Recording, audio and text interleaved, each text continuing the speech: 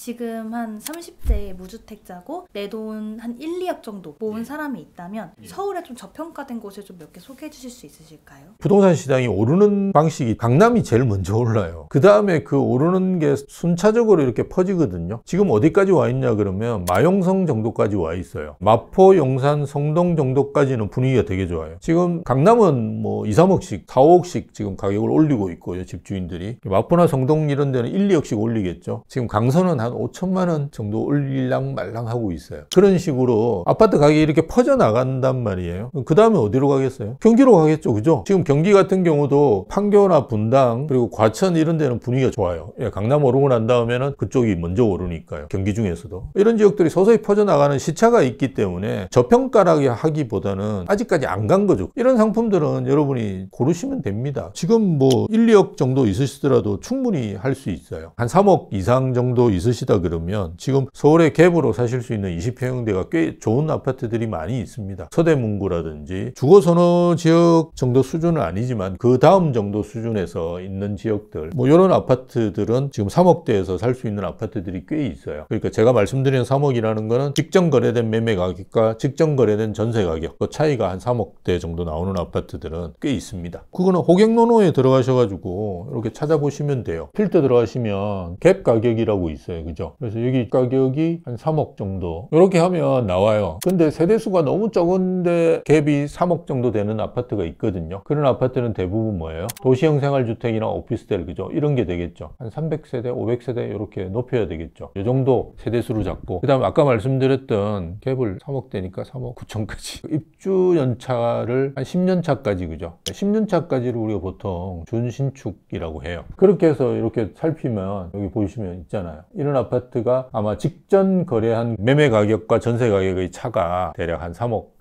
정도까지 나오는 거거든요. 이렇게 찾으시면 돼요. 그래서 뭐 필요하시면 여기 평형도 있잖아요. 20평 무조건 넘어야 된다. 그럼 20평대로 또 필터를 조절하시면 되고요. 여기는 나쁘지는 않잖아요. 경기도이긴 해요. 강일이면. 근데 서울 내에도 아마 찾아보시면 이런 아파트들이 있을 거예요. 지금 이제 강남 쪽으로 가니까 거의 없습니다. 그죠? 사당 롯데캐슬 골든폴에. 예, 이거 최근에 입주한 아파트인데요. 이런 아파트도 괜찮죠. 이게 입주가 2020년인 아파트거든요. 이게 왜 조금 저렴하냐 그러면 새 아파트인데 그죠? 딱 중간에 있죠.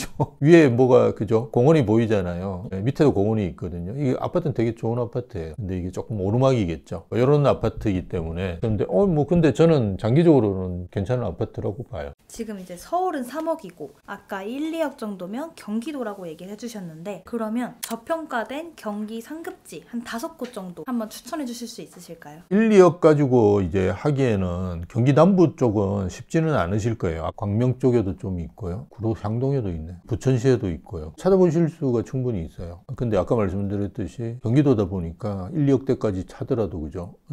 이렇게 나오네요. 이런 아파트들이 다 좋은 아파트라고 말씀드리는 건 아니고 그죠? 그때부터 이제 역세권이나 세대수 규모도 다시 보시고 하나하나 이제 검토해 나가셔야 되죠. 이렇게 광역적으로 보시고 난 다음에는 본인이 원하시는 지역들이 대부분 있으실 거예요. 시흥도 보면 장영지구, 능곡지구 이렇게 많이 지어졌거든요. 그리고 이슈도 있어요. 이런 데는 뭐 역세권이잖아요. 이런 데들도 나쁘지는 않으실 거고요. 그러니까 이거는 기본적으로 아파트 찾는 법은 이렇고요. 그 다음에 그 찾으신 아파트들을 하나하나 이제 검토를 해봐야죠. 본인이 원하는 지역에 원하는 아파트를 리스트를 엑셀로 만드셔가지고 가지고 있으셔야 돼요. 그래서 지금 사시려고 하더라도 어떻게 하셔야 됩니까? 이게 추이를 계속 보셔야 돼요. 실거래가가 나오고 그죠? 이런 것들을 계속 입력하셔가지고 지금 움직이고 있구나. 이렇다 그러면 일단 나가보셔야죠. 나가보셔가지고 공인중개사분하고 상담해보고 그리고 공인중개사분하고 상담할 때는 기본적으로는 그 단지에 가서 하시면 대부분 좋은 이야기만 하세요. 팔아야 되니까 좋은 이야기 있으니까 옆 단지에 가셔가지고 건너편 단지를 물어본다든지 그죠? 이런 식으로 세컨드 오피니언을 계속 얻으시면서 이렇게 임장이라고 보통 하죠. 그걸 계속 확인하셔야 되고요. 그런 절차들을 계속 밟으시면 좋은 아파트 고르실 수 있죠. 그럼 경기도에서도 어디가 먼저 오르고 나중에 빠지고? 아까 말씀드렸듯이 판교나 분당, 그 다음에 과천이 제일 대장이니까요. 거기가 제일 먼저 오르죠. 판교가 먼저 오른다 그러면 자연스럽게 이제 분당, 그 다음에 이제 용인에서도 이제 먼저 수지 같은 데가 오를 거고요. 성복동 있는 쪽이 수지거든요. 그 다음에 이제 기흥, 뭐 이런 쪽이 순차적으로 이동을 하면서 움직입니다. 과천 같은 경우는 이제 안양에 가깝거든요. 그래서 과천이 먼저 오르면 안양이 평촌이라는 도시가 있어요. 그런 데가 오르고, 평촌이 오르면 이제 인덕원이라든지 주변 지역들도 오르면서 평촌이 있는 데가 안양 동안구입니다. 그래서 만안구 쪽으로 이제 넘어가고, 만안구 쪽으로 넘어가서 어디로까지 가느냐 하면 우리가 보통 1기 신도시 중에 3번이라고 있어요. 군포시인데 거기까지 이제 넘어갑니다. 그런 흐름에 따라서 말씀드렸듯이 지금은 아마 과천하고 판교 정도만 지금 움직이고 있을 거예요. 분당이나. 분당은 이제 1기 신도시 최근에 선도지역 지정 때문에 이슈가 많거든요. 그래서 그런 지역들만 움직이니까 그 다음 지역들 움직일 때들 좀 살펴보시면 좋고요. 그 다음에 일단 호재들을 먼저 보시는 게 좋죠. 부동산 관련된 뉴스를 보시면서 호재들을 보시는 게 좋은데, 지금 저는 이제 많이 권해드리는 데가 구성역 주변입니다. 그러니까 용인에 보면 구성역이라고 있는데요. 여기가 GTX가 서요. 근데 아직 개통을 안 했어요. 그래서 6월 달 내로 개통합니다. 이 주변에는 저렴한 아파트들이 꽤 있어요. 이쪽이 GTX가 다니는 데입니다.